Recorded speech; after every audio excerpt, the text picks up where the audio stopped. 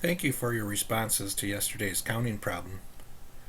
When faced with a big counting problem, there are typically brute force and pattern-based methods that can be used to attack the problem. In this case, you could simply brute force count every square for hours and record your count.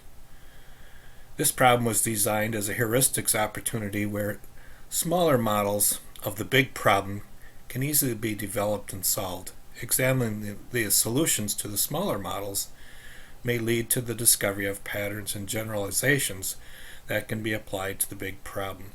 Let's look at some smaller models of the big problem. First, let's look at a 2x2 grid.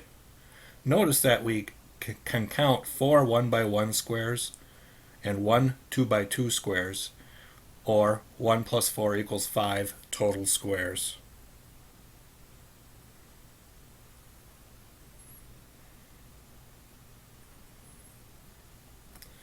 Next, let's look at a 3x3 grid. Now we count 9 1x1 squares, 4 2x2 squares, and 1 3x3 squares, or a total of 9 plus 4 plus 1 equals 14 total squares.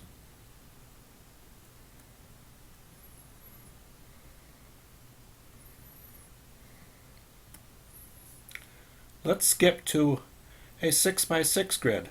Looking at the previous models, you may be able to apply or generalize the pattern to this model with 36 1x1, 25 2x2, 16 3x3, 9 4x4, 4 5x5, and 1 6x6 squares.